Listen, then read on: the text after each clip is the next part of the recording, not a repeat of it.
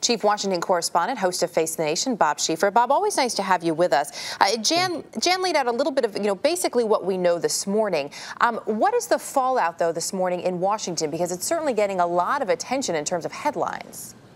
Well, the bottom line here is not so much what we know, but what we don't know here. These kinds of things have happened before. We had allegations like this in '88 against Gary Hart. We had allegations against Bill Clinton when he ran for president involving Paula Jones and Jennifer Flowers.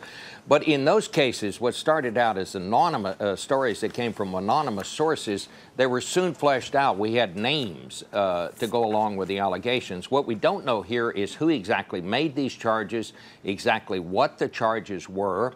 The Cain campaign first said, well, they were just tired old allegations that had been settled amicably. What does that mean? And then they later put out the statement that did not directly deny the charges, but then the spokesman for the campaign said, yes, our statement means it is a denial. At this point, we just have anonymous sources who have made certain allegations here. Now, Politico is a very reputable website and news organization. They vet their stories. This is not something that just comes off the top of somebody's head. They edit their stories. They don't publish unless they think things are correct. But unless we get some names, unless we know more about this, Erica, I think this story will just sit there. I don't see it moving very much beyond where it is unless we get more details. They do say in that article, in the Political article, that they have seen documentation of at least one case. It'll be interesting to see if more details from that come out. As Jan pointed out, the Cain campaign is saying that this is political, that he is being attacked because of his conservative politics. You outlined a couple of examples, though, that are on the other side of the aisle. Does this typically come down to politics, or is it simply the fact that when you're a politician, you're going to get hit with these things when you're running for office, whether or not it is founded? Well, I always tell journalism students that where news comes from, news comes out because somebody wants it out. This is not something that Politico just made up. Somebody has told a reporter from Politico about these charges because they're going after Herman Cain. They want to give him a setback, but we don't know who that is.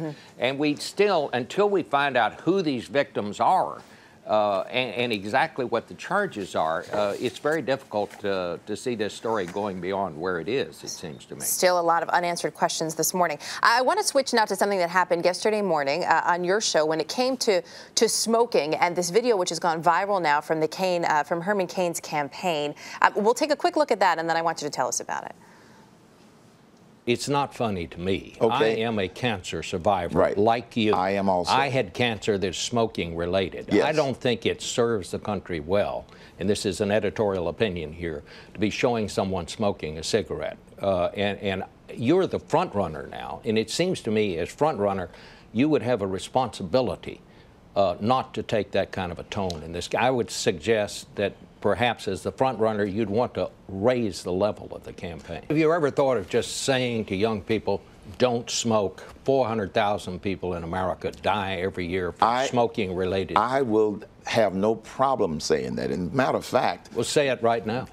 Young people of America, all people, do not smoke. It is hazardous and it's dangerous to your health. Don't smoke. I've never smoked, and I have encouraged people not to smoke. And so it's not a cool thing to do. It is not a cool thing to do. Bob, an incredibly important message from you there. How did he take it? You were sitting there with him on set. Well, afterward, they sent word that the guy who was seen in that commercial smoking also wanted me to know that he doesn't encourage young people to smoke. This is him, and I just found it so bizarre, and in this day and age, that someone would be seen smoking. I mean, would you show a drunk teenager driving a car? And I think that something like that sends a subliminal message. And I don't do that very often. I don't take positions during my interviews very often. But I just thought it was important. Young people out there are watching. And, I started smoking. I actually started chewing tobacco, to be quite frank, when I was 16 years old, because I wanted to be a baseball player, and all the baseball players chewed tobacco. As a result of that, many years later, I came down with bladder cancer. And I just think these candidates have a responsibility not to send that kind of message. He says he wasn't sending a message. The interesting thing was, though, when I said, why don't you tell young people not to smoke, he just, he came right out and said it. You know, and I mean, I guess you have to give the man credit. He did answer the question. And I don't know, it's, you know, as I say, I don't do that kind of thing very often, but I just thought in this case, I did it. Well, a lot of people would probably agree with you that it was warranted. And as we always say, when you ask the question, you get an answer, Bob, and it worked in this case too. Bob Schieffer, thanks. Nice to see you this morning.